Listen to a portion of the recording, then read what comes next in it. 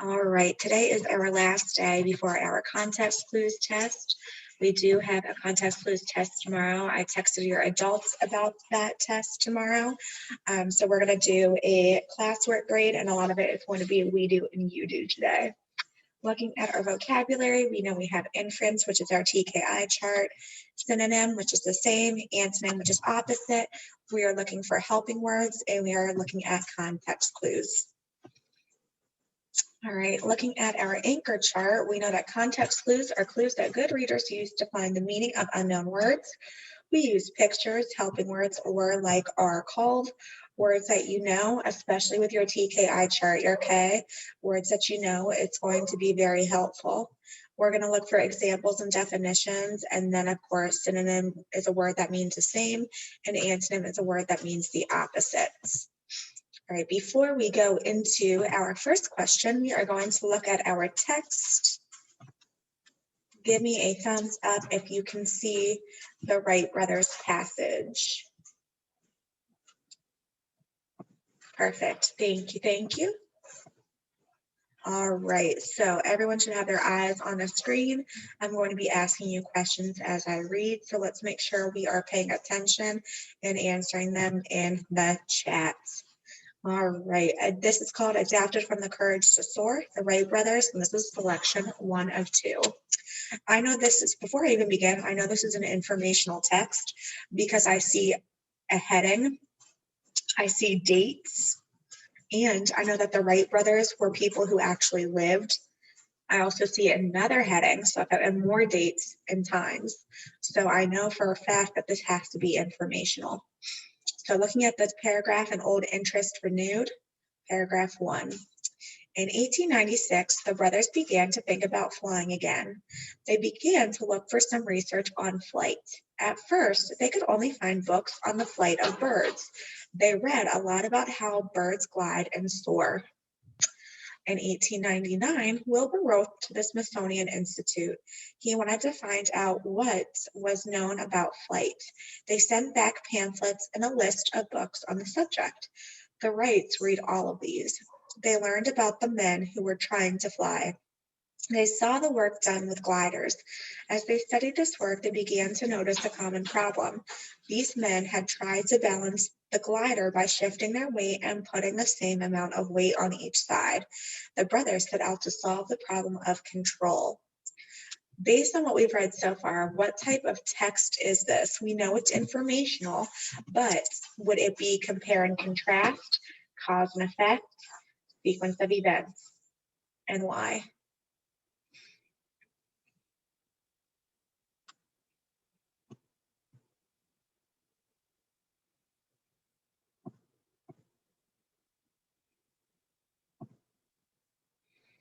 Very good. Sequence of events. Why does it have to be sequence of events? Good, Elijah. Yes. Why? What do you notice? Yes. Very good, Armani. It gives us a specific timeline. Very good. So if we're looking at it, it says in 1896, so we have 1899, and then we have 1899 again. If we keep looking, we have 1900. So yes, this would have to be sequence of event. Yes, it did say a date. Very good. Looking in paragraph 3, in 1899, the brothers built a special kite. Its double-decker wings were 5 feet, 1.5 meters long. The kite tested their ideas with control. They called it wing warping. When Wilbur twisted the wings, he could make it go where he wanted. It would climb, dive, or go left or right as he worked the controls. The next step was to build a full-size glider. They would need an open, windy place to fly. Will wrote to the U.S. Weather Bureau. They sent him a list of the windiest places. Kitty Hawk in North Carolina seemed to be the best place. It was a narrow strip of land between two bodies of water. The Atlantic Ocean was on the east. The Albemarle Sound was on the west. The wind speed was about 10 to 20 miles an hour, 16 to 32 kilometers per hour. The sandy beach would give them soft landings. It was also remote. There were very few trees or houses. They would not need to worry about reporters or bother with curious people. What does the word remote mean?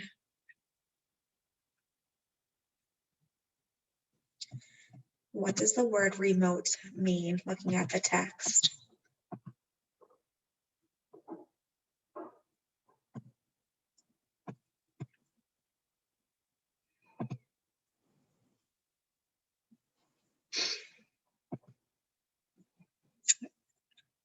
Okay, yes, there's such thing as a remote control, but let's look at what it's saying. It says the sandy beach would give them soft landings. It was also remote. There were very few trees or houses. They would not need to worry about reporters or bother with curious people. So if we say a remote island, what does that mean?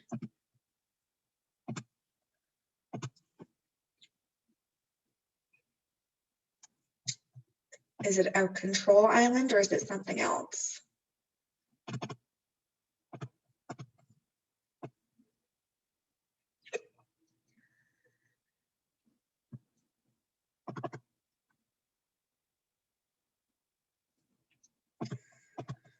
So am I controlling the island? Or does it mean that there's very few things around it? Look what it says.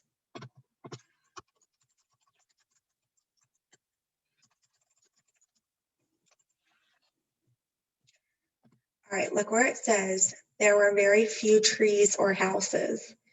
If there are very few of something, that means it's very isolated. There's not a lot of people or things there.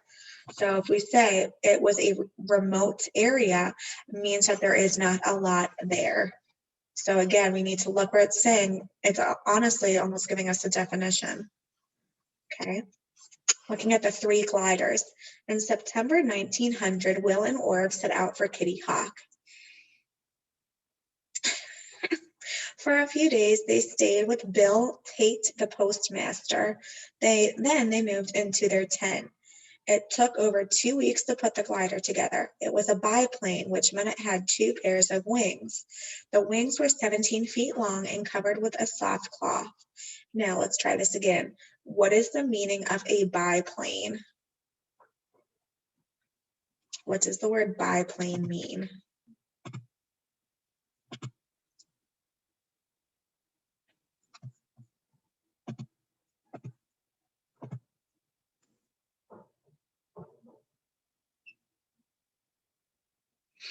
Okay, guys and girls, what do we need to look for when we're talking? Thank you, Armani. Yes.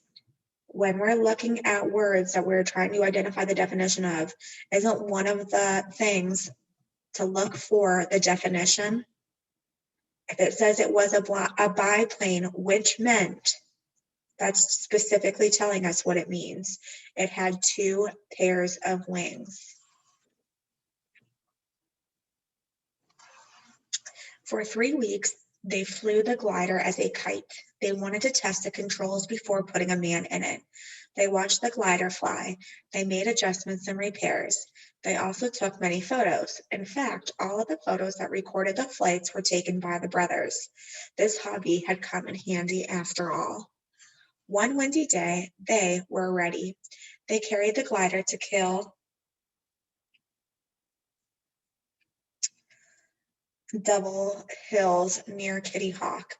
It was the tallest group of sand dunes there. They took the glider about 100 feet up to the top of the highest hill. Wilbur was the pilot. He lay on a lower wing. Orv and Bill Tate held the trip of each wing. They ran into the wind. The glider began to fly on its own. That day, Will made about a dozen glides. Altogether, he spent about 2 minutes in flight, but this was enough to show that the control system worked. All right, altogether, how much time in minutes did he spend in flight?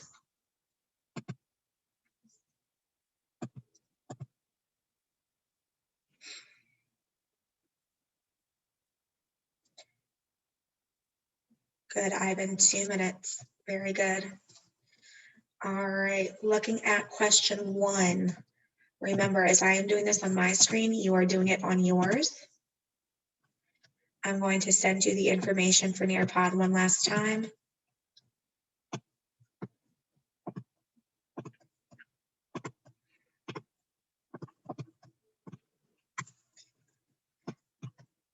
So if you are not in, you need to get in now.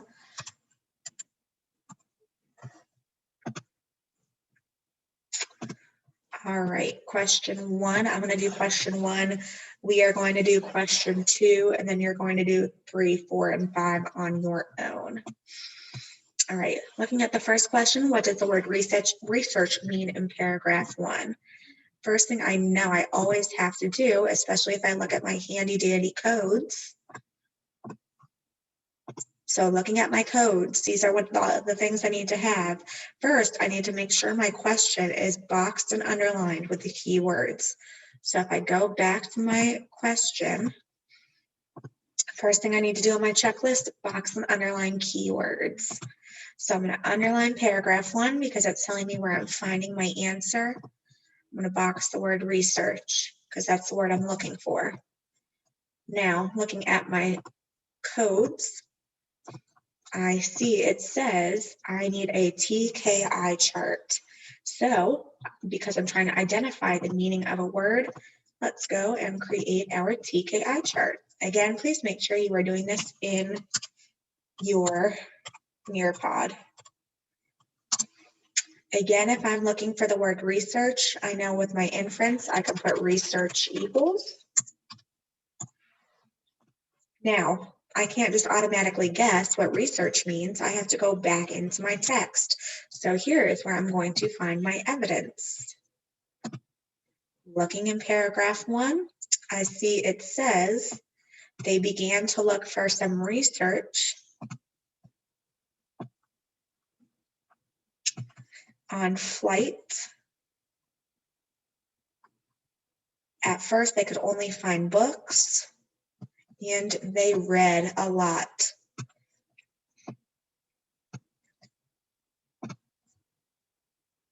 So again, that is my question 1. And I'm going to be going in and checking to see who is following directions on Nearpod. Thank you, Jalen. Thank you, Armani. Thank you, Elijah. And thank you, Trinity, for all following directions. Let's make sure the rest of you are in doing what you need to. Thank you, Quincy.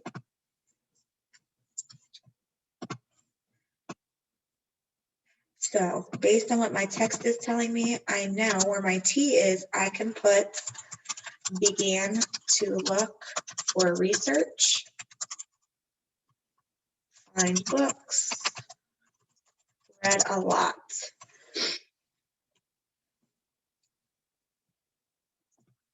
Now I need to ask myself, what do I know? Do I know any words? Well, I know that I'm reading and I know I'm finding books. So if I'm reading something, I am learning something new.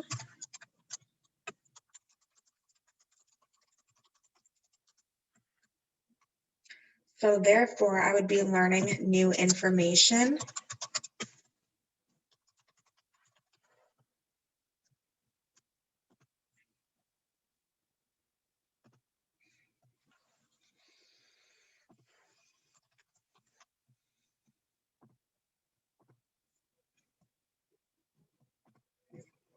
So let's go ahead, I'm going to erase this. Making sure everyone is getting into Nearpod. And you have this written down. So let's bring this back down to our question 1. So now I need to do my process of elimination. Remember, this is my blind answer, so I can go through. I see A says information. Well, that matches what I have in my TKI chart, so I know this is a possible answer. I'm not looking for a problem on flight. I'm looking for information or research, so I know problem isn't an answer. Answer, well, that could be a possible answer, but it's nothing is telling me that I'm looking for answers on flight. I'm looking for more information. So I can cross off C. And I'm not looking for a story just to read. I'm reading for a purpose, which is to learn something. So I'm going to cross off D. These are all no evidence. So my strong possibility in my answer has to be A.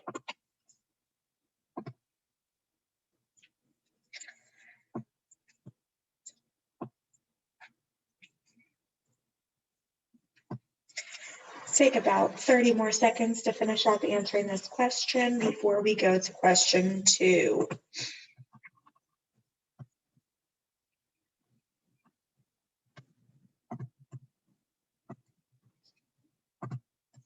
Thank you, Jalen. Thank you, Layla. Thank you, Monty. Thank you, Quincy and Dusty and Brandon and Elijah. Thank you, ELA. Good job, Amari and Trinity. Very good.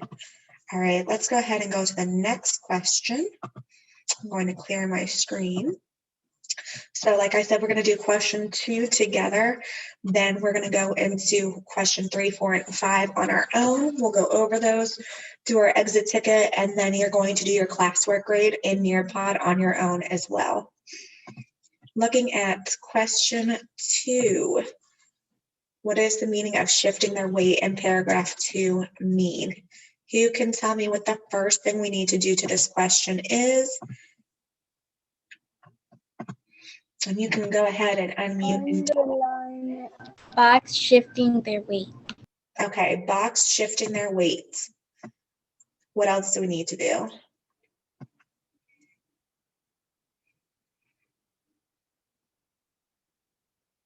Underline paragraph 2. Very good. Underline paragraph 2. Jalen Brito, what is the next thing we need to do? If we're trying to identify the meaning of an unknown word, we need to make our what? TKI chart. TKI chart. Perfect. And what can we put where our I is? What word can we put where the I is? Shifting their weight. Shifting their weight. Very good. Okay, next step. What do I need to do? Go in paragraph 2 and look for shifting their weight, and then look around the word to see if you can find the definition of it. Very good job. All right. Looking for shifting their weight. When you find it in your paragraph, I want you to tap your head. When you find shifting your weight on your screen, go ahead and tap your head.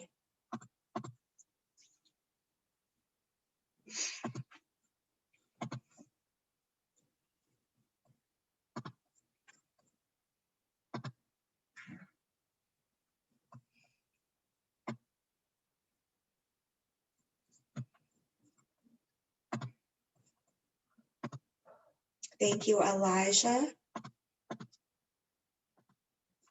Thank you, Monty. Layla, let's focus, my love. I wish I could see Quincy, Bestie, Nevaeh, and Tristan. All right, so we know we have to underline shifting their weight. We see it says, these men had tried to balance the glider by shifting their weight and putting the same amount of weight on each side. So what do we have to do next with what we found in our text?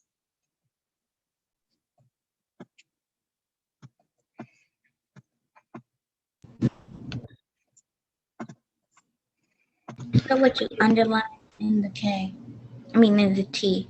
Very good. Put what we underlined in the T. Let's make sure everyone is doing what Armani is telling us to. You see it says try, whoopsies, hello.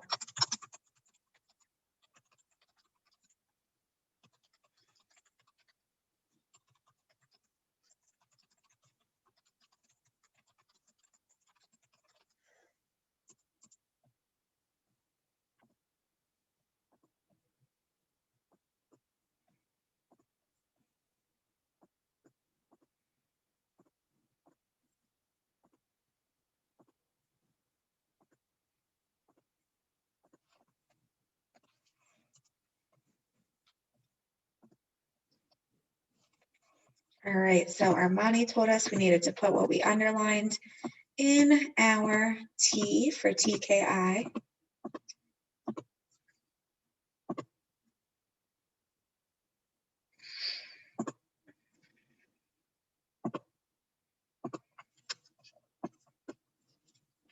All right, so going back to question 2, What do we know about shifting our weight or putting the same amount of weight on each side? It equal. Okay, so if the same amount of weight is on each side, it is equal. What else do we know? How are we going to shift our weight to make it equal?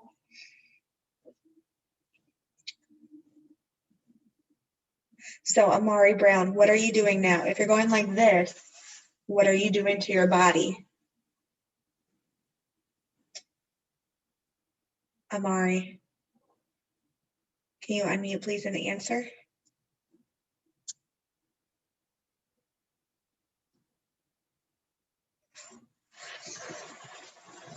If I'm going like this, what am I doing with my body?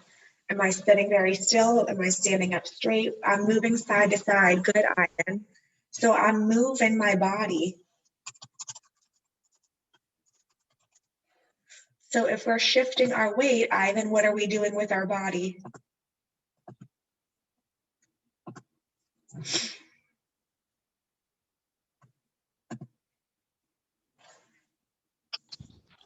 Moving around. Moving around. Very good job. So based on my answer that Ivan gave us, what should we do to A? If you think we should keep it, give me a thumbs up. If you think we need to get rid of it, give me the X to slash the trash. Very good, Elijah. Elijah is saying cross it off. Same with Tristan and Emmeline. I see a thumbs down from Jalen and Armani. Very good. What about answer choice B? Am I standing up straight on a plane? No. Very good. I see people shaking their head, giving you thumbs down, giving me some X's. Very good. What about moving their bodies around? All right, Tristan's giving me thumbs up. Same with Jalen and Layla. And Armani's giving me a thumbs up, and Ivan is too. Yes, very good. So we know this is possible.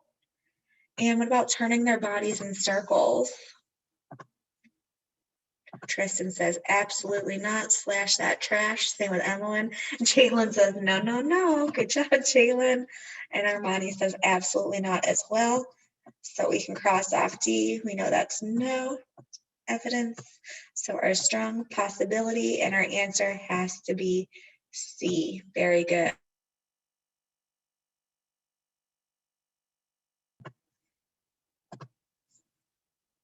Oh my goodness, Ivan. All right, go ahead, finish up writing this one down. Good, we know that can't be A because we're not sitting still. If we're moving something or shifting, we know we're not going to stand up straight if we're trying to balance something. And we know we're not going to start twirling in circles just because we feel like it, trying to move our body around, right? Very good. I'm so glad that was so easy.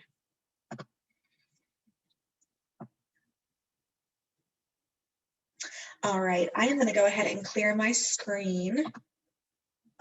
Here's what you are going to do for question 3. Looking at question 3, we need to pay attention to what we need. So if we were in the building and we were doing this on paper, I would have these codes on the board for you, and I would go around and use different markers and say, all right, I'm coming around to look at if you boxed and underlined your question. I'm coming around to look if you have your TKI chart. I'm coming around to see if you have your process of elimination and your evidence. So I'm going to be looking for the same things for questions 3, 4, and 5. So if I type an E, it means you don't have evidence underlined. If I type a P or I say P to you, it means you don't have your trash slash.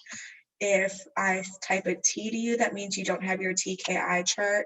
And if I type a U, it means you didn't box or underline the keywords in your question. I'm going to leave this up for you so you can refer to. This is kind of like your checklist. So looking at question 3, we're going to start with question 3. You're going to have about 6 minutes to answer question 3. We'll go over it. Then we'll do questions 4 and 5, and I'll give you about 10 to 12 minutes to answer both of those. Then we'll go over it. All right. Questions, comments, concerns before we begin? No? All right, so your 6 minutes starts now.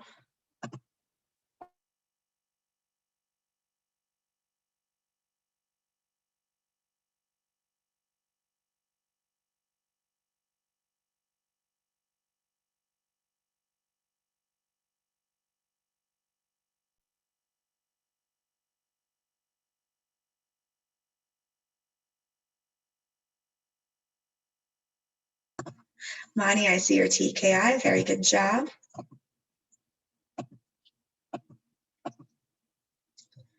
Good, Elijah, with your TKI. See your evidence in the text. Very good job. ELA, you need TKI, evidence in the text. Mark up your question.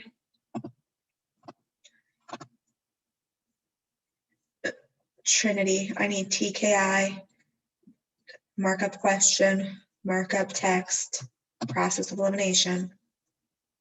Very good, Tristan. Very good, Jalen.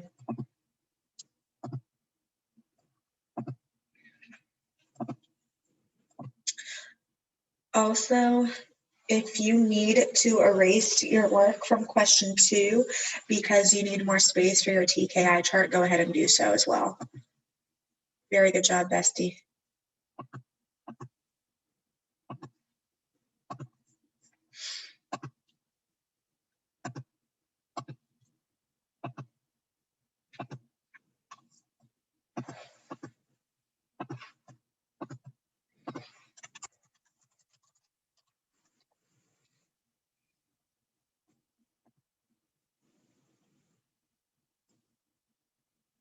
You have a little less than 30 seconds to finish.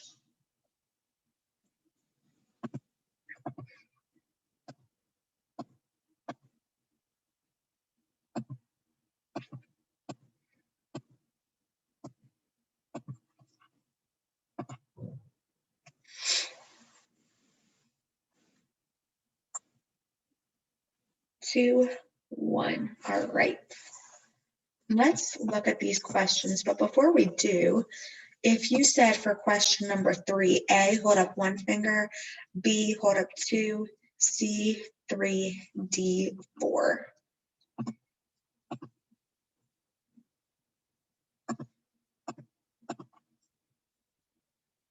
Okay, perfect. Now, I want us to look at some people's work because some of us were not following directions. So looking at this person's page, I see TKI chart, I see process of elimination, I see text underlined, and I see question marked up. Looking at this question, I don't see that. Looking at this question, I don't see that. I see Tristan is still working, but he does have his TKI chart. Evelyn has a great job, except we're missing TKI. So let's go. I want to look at our Monties. Monty, go ahead and explain to us how you solved this question. Read the question, I underlined in paragraph 6, and I boxed in putting a man in it. Then I underlined the question and went back in my story and I looked around, putting a man in it, and I read the sentence before that. Mm-hmm. It said, and that's not it. They wanted to test the controls before they put someone in it, and that like being safe before you put someone in it. It's like whatever you made. Yes, very good. So how many of you have seen those commercials where they're testing car safety and they have a crash dummy in it? Right? So that's essentially the same thing as what they're doing here. They're testing the safety before they harm somebody. So yes, they did act bravely because they were trying something new. However, more so, they valued safety over anything because they didn't want anyone to get hurt. Okay. Let's go to our next. Looking at questions 4 and 5, you all need to have the same thing. TKI chart. You need to have process of elimination. We need to have all of our codes, underlining the text, underlining our question. So I'm not doing this to punish you or to make you feel badly if you're not doing it, but we do have a test tomorrow, and we need to really work on making inferences, because we can make an inference not just with trying to identify an unknown word, but within other parts of our text too. So I'm going to re-pull up the codes for you all. You'll have about 12 minutes to answer questions 4 and 5, and then we will go over it. After that, we'll do a quick brain break. Then we will do our exit ticket. Then you will go into your classwork grade, which you're going to be doing on your own. All right. Your 12 minutes starts in 3, 2, 1, begin.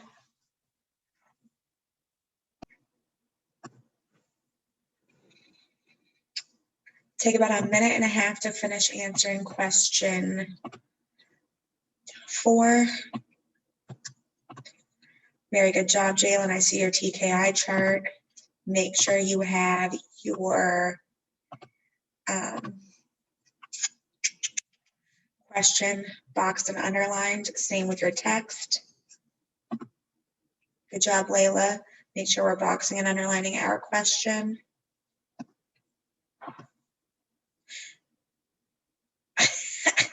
Very good job, Armani.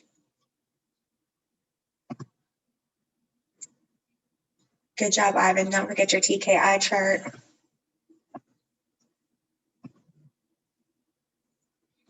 Very good job, Bestie. Go ahead and start working on question 5. Awesome job, Brandon, with the TKI chart. Awesome job, Elijah. Making sure you have all your stuff. Yes, Monty, I saw yours is beautiful. Good job, ELA. Make sure we have our TKI chart. Amari and Trinity, let's get to work.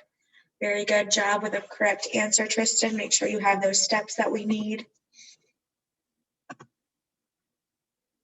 Very good job, Emmeline.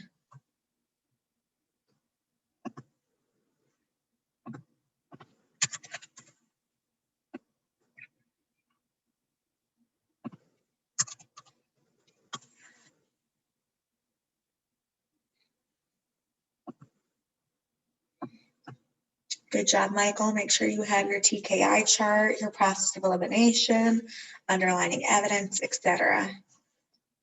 Make sure we are going and starting on question number 5.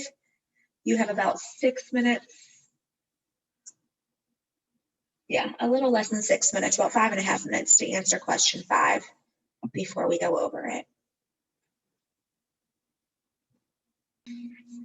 Amari, get to work, please. Trinity, get to work, please.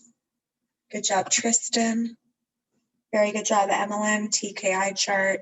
You have your question underlined, you have your process of elimination, and you have your evidence in the text. Michael, check question 5. Very good job, Jalen. You have all your steps. Very good job, Layla. Go ahead and do the same thing for question 5. You have all your steps. Beautiful. Good job. Oh, this was made by Monty and Juju. Very good job, both of you. Correct answer, TKI. You have your evidence. I love how you color coded so you wouldn't get confused. Very good. 2.5 minutes left. Good, Ivan. I just need TKI chart, honey. Quincy, check both answers. Brandon, check. Very good job, Elijah.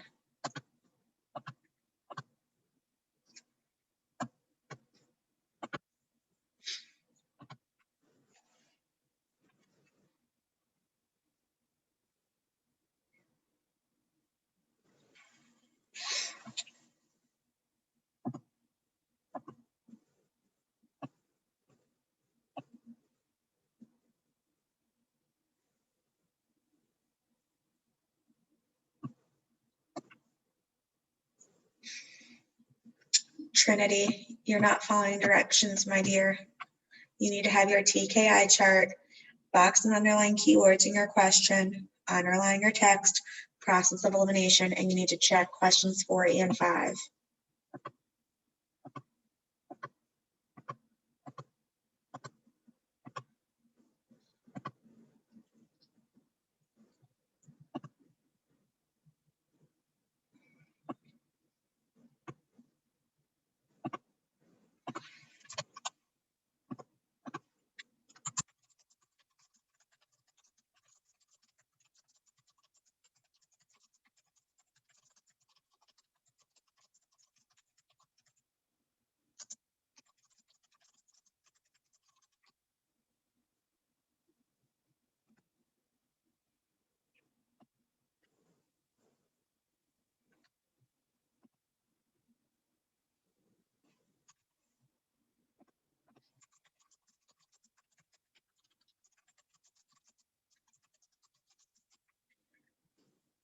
Also type into some of you about what you need to fix.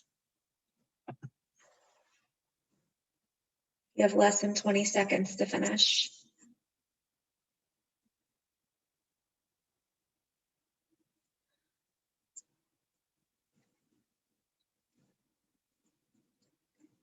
Four, three, two, one.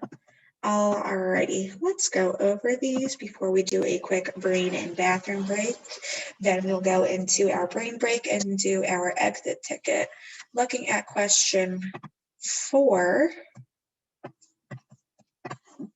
if you said A, hold up 1 finger, B, hold up 2, C, 3, and D, 4.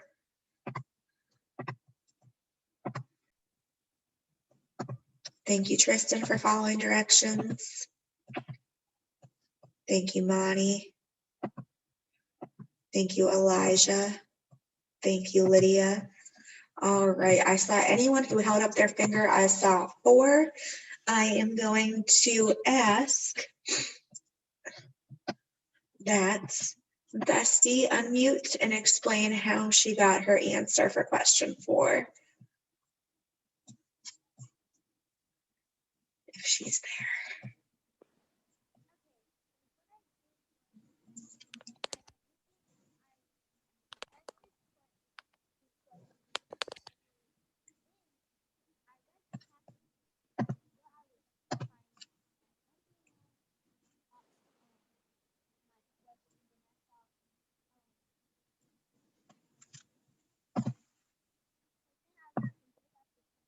We can't hear you, Bestie.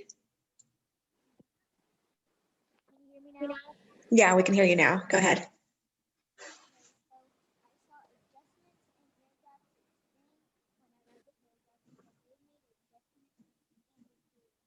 We can't hear you again. Can you hear me now? Yeah. So it said adjustment and repairs. So I looked in paragraph 6 and I saw a sentence say they made adjustments and repairs. And repairs and adjustments mean like they're changing things. So when I read over the questions, I said D could be a possible answer. And then I read other questions and it said adventures, but they're not talking about adventures. Then it said struggles, and then I thought they're not talking about struggles or events. So my possible answer would be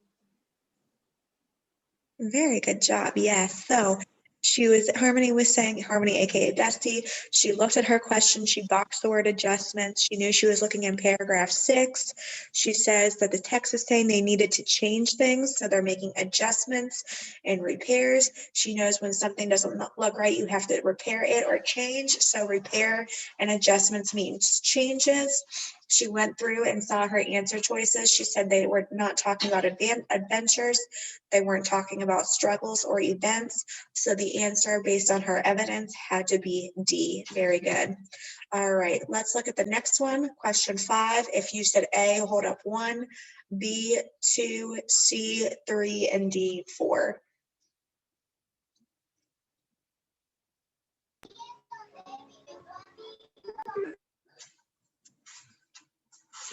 Okay, thank you, Jalen. Thank you, Elijah. Very good job, Elijah. I'm going to ask you to unmute and explain to us how you got your answer, if you do mind.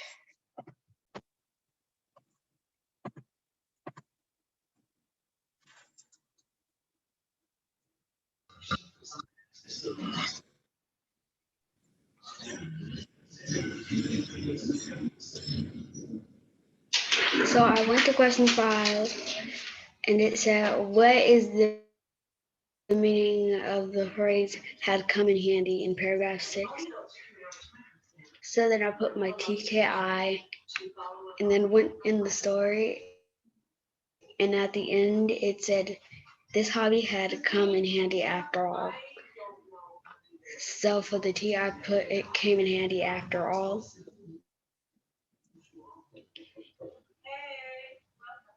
And come in handy is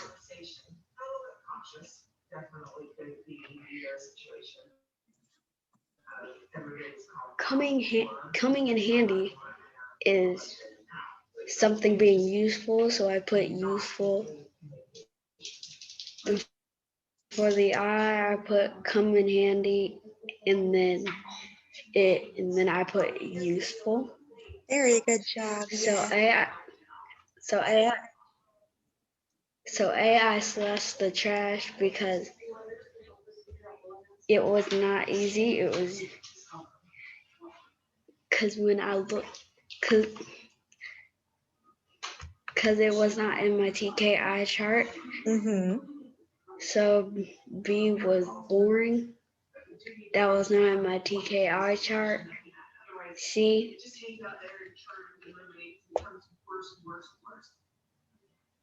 is the right answer. So I put SP. Good.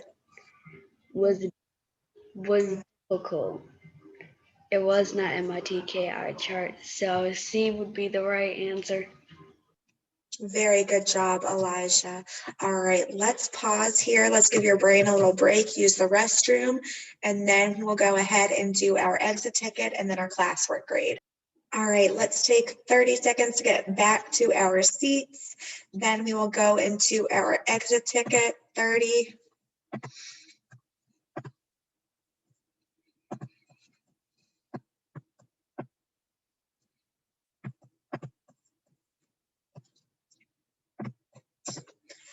All right, looking at our exit ticket, for question 1, you can either type your answer on Nearpod or you can type it into the chat box. It's up to you. Let's go ahead and look at it together first, though. Let me pull it up on the bigger screen. All right, looking at our exit ticket, it says the colonists. So pioneer is the name given to a person that moves to an area and creates a home there. There are usually areas where few or no people live. The first colonists from England settled in what is called the colonies during the 1600s. The colonies were towns that were created before the United States became a country. Native Americans lived in small communities there. Still, most of the land was unsettled and was full of trees. This was different from England, which had many large cities as well as markets. The first colonists needed to build their own cities in the colonies, which required a great deal of work. Trees had to be chopped down and fields had to be cleared for use as farmland. This work was very hard. All right, looking at the text, what is a pioneer? Looking at question 2, based on what we read, what question can be answered?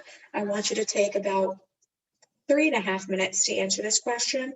Then we'll go over it and go into our classwork grade. Your time starts now.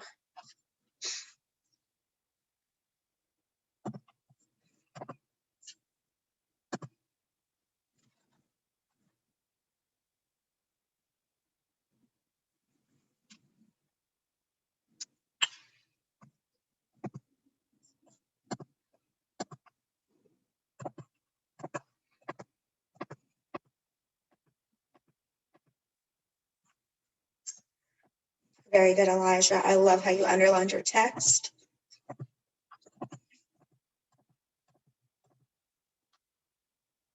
Very good job, Jalen.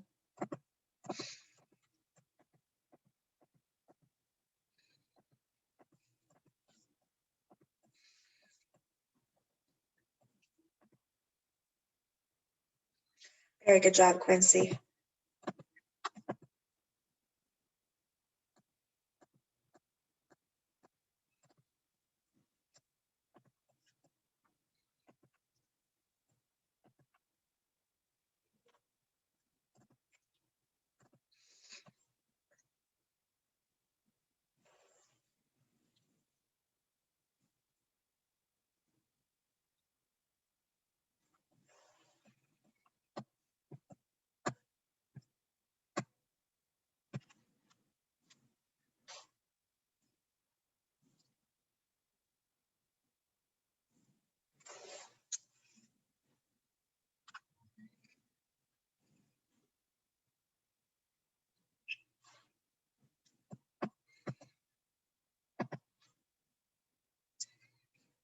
Yes, you are supposed to write the first question out, whether that's on the Nearpod or in the chat.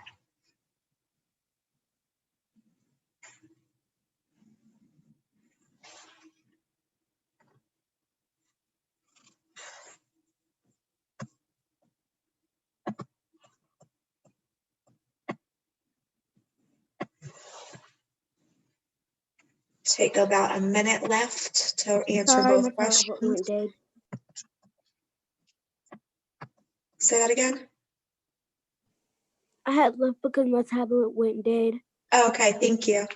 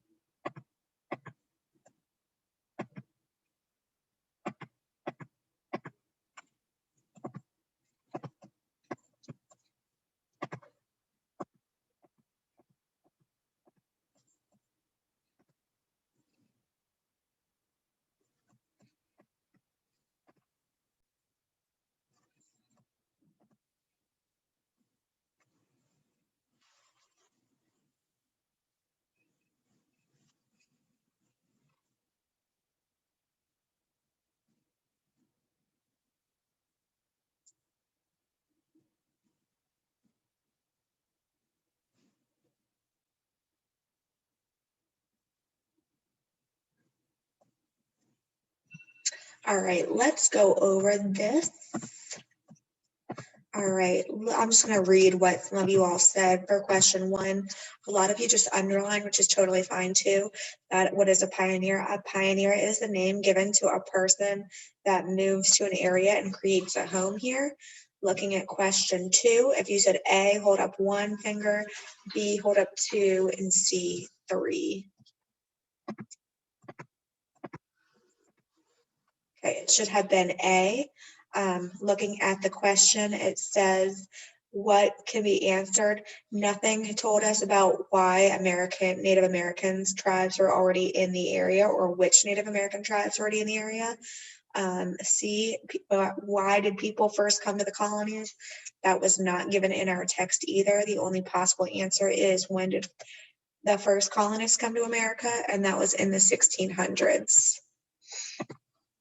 Alrighty, so we are going to stop with our whole group lesson for today. We are going to do some independent work, and I'm going to send you new information for Nearpod. You all did an awesome job today, and we will continue on in a little bit.